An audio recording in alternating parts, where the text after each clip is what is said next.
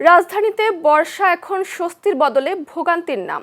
অল্প সময়ের বৃষ্টিতে তলিয়ে যাচ্ছে সড়ক, থমকে যাচ্ছে যান চলাচল, আর ঘন্টার পর ঘন্টা জলাবদ্ধতার দুর্ভোগে পড়তে হচ্ছে নগরবাসীকে। নাগরিকরা দায়ী করছেন দুর্বল ড্রেনেজকে, আর সিটি কর্পোরেশনের দাবি অসচেতন নাগরিক আচরণও জলাবদ্ধতা বাড়াচ্ছে। বিস্তারিত সহকর্মী আর কে রেজার প্রতিবেদনে। ক্যামেরায় ছিলেন মাহমুদুল আজিজ। আষাঢ়ের শেষ ভাগে চেনা রূপে ফিরেছে বর্ষা। বঙ্গোপসাগরে সৃষ্ট নিম্নচাপ ও সক্রিয় মৌসুমী বায়ুর প্রভাবে রাজধানী সহ দেশের বিভিন্ন অঞ্চলে হয়েছে বৃষ্টি। কোথাও ঝিরিঝিরি, কোথাও আবার মুষলধারে বর্ষণে স্বস্তির পাশাপাশি বেড়েছে দুর্ভোগ। আবহাওয়া পূর্বাভাস বলছে আগামী কয়েকদিন ভারী বৃষ্টিপাতের সম্ভাবনা তুলনামূলক কম থাকলেও এরপর আবারও রয়েছে ভারী বর্ষণের আশঙ্কা। খুলনা, বরিশাল, ঢাকা এবং চট্টগ্রাম বিভাগের কিছু কিছু জায়গায় বৃষ্টি অথবা বজ্রসহ বৃষ্টিপাতের সম্ভাবনা রয়েছে। আর দিন এবং রাতের তাপমাত্রা সামান্য বৃদ্ধি পেতে পারে। আর বিগত কয়েকদিনে আপনারা যেরকম বৃষ্টিপাত দেখেছেন যে আগামী 3 দিন অর্থাৎ 14, 15, 16 এই 3 দিন বৃষ্টিপাতের পরিমাণ অনেকটাই কমে আসবে এবং 16 তারিখ দিবাগত রাত অর্থাৎ 17 তারিখ থেকে বৃষ্টিপাতের পরিমাণ কিছুটা বৃদ্ধি পেতে পারে। নগরের জলাবদ্ধতার এই অবস্থার জন্য নগরবাসীর অসচেতনতা, বিশেষ করে পলিথিন ও বর্জ্য যেখানে সেখানে ফেলে ড্রেন বন্ধ করে দেওয়াকেই বড় কারণ হিসেবে দেখছেন দুই সিটি কর্পোরেশনের প্রশাসকরা। ঠিক আছে, যে একটা আহ্বান আছে, আমাদেরকে একটু সচেতন হতে হবে। বারবার জলাবদ্ধতা হওয়ার অন্যতম আরেকটা কারণ হলো আমরা যেখানে যত্রতত্র ময়লা ফেলি, আবর্জনা ফেলি, নির্দিষ্ট জায়গায় রাখবো। আমরা চেষ্টা করছি, চেষ্টা চালিয়ে যাব। নগরবাসী শান্তিতে থাকবে, আমরা এটা কামনা করি। আমাদের নৈতিক দায়িত্ব, সিটি কর্পোরেশনের প্রশাসক এবং আমাদের ইঞ্জিনিয়ার ডিপার্টমেন্টের যারা আছেন সবাই এখানে উপস্থিত আছেন। তারা সরজমিনে আসার একটা কারণ হলো এটাকে প্ল্যান ওয়াইজ, বিচ্ছিন্নভাবে, অপরিকল্পিতভাবে যাতে ভবিষ্যতে কোনো কাজ না হয় সেই ব্যাপারগুলো দেখার জন্য আমরা এখানে এসেছি। আমাদের এখন পলিথিন বন্ধ করতে হবে, এটা মাননীয় প্রধানমন্ত্রীর দৃষ্টি আকর্ষণ করছি আমি। পরিবেশ মন্ত্রীর এই ব্যাপারে আরও সিরিয়াস হওয়া দরকার। এমনকি অনেক জায়গায় যারা সচেতন না তারা পলিথিনের মধ্যে ময়লা ফেলে সেগুলো ড্রেনের মধ্যে তারা ফেলে দেয়। তো সেই কারণেই পলিথিনটাকে আমাদেরকে করতে হবে। পাশাপাশি আমাদের একটু সচেতন হতে হবে, যত্রতত্র ময়লা ফেলা যাবে না। এবং আমাদেরও যেটা সিটি কর্পোরেশনের কর্মচারীদের কাজ হলো যে ড্রেনগুলোকে প্রতিনিয়ত পরিষ্কার রাখতে হবে। কিন্তু মাঠের চিত্র যেন বলছে ভিন্ন কথা।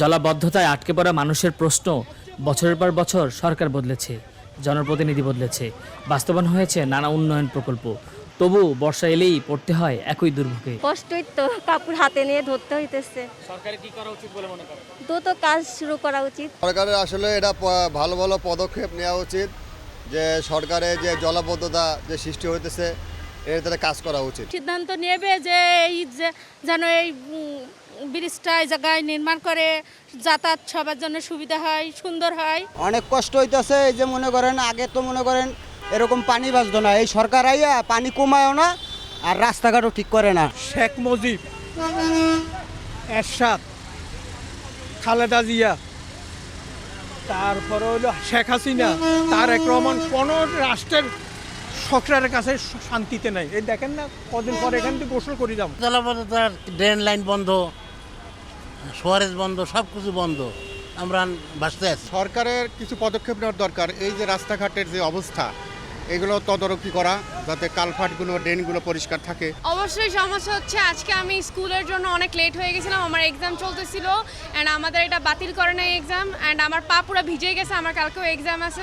আমি মনে করি এটার সমাধান হলো, একমাত্র উপায় হলো সরকারের যে সুসমন্বিত একটা ব্যবস্থা যদি না হয় আর ড্রেনেজ ব্যবস্থাটা যদি উন্নতি না করে তাহলে এটা কখনোই সম্ভব হবে না। বিশেষজ্ঞরা বলছেন খাল ও জলাধার সংরক্ষণ, কার্যকর ড্রেনেজ ব্যবস্থা, সমন্বিত নগর পরিকল্পনা এবং নাগরিক সচেতনতা, এই 4টি বিষয় একসঙ্গে নিশ্চিত না হলে প্রতি বর্ষায় একই চিত্রের পুনরাবৃত্তি ঘটবে। জুলাই মাস হচ্ছে আমাদের মানে মনসুন সিজন আর কি।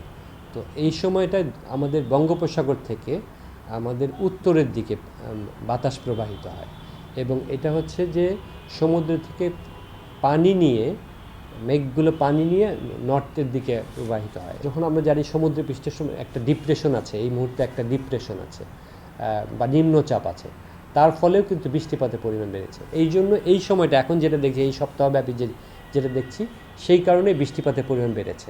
আমরা যখন একটা ঘর বানাই, ঘরের আগে ফ্রেমওয়ার্ক থাকে, তারপরে ওই ফ্রেমওয়ার্কের উপরে আমরা টিনের চাল বা যা কিছু বসাই।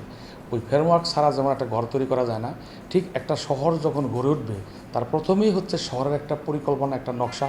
অর্থাৎ যদি সহজ করে বলি, রাস্তা, ওপেন স্পেস, ড্রেনেজ এবং আদার্স পাবলিক ফেসিলিটিসগুলি আমি ডিজাইন না করে শহরের গ্রোথ যদি আমি শুরু করি, আলটিমেটলি শহরটা অপরিকল্পিতভাবে গড়ে উঠবে। বিশেষজ্ঞদের মতে জলাবদ্ধতার স্থায়ী সমাধানের প্রয়োজন পরিকল্পিত নগর ব্যবস্থাপনার পাশাপাশি নাগরিক ও সংশ্লিষ্ট সব পক্ষের সমন্বিত উদ্যোগ।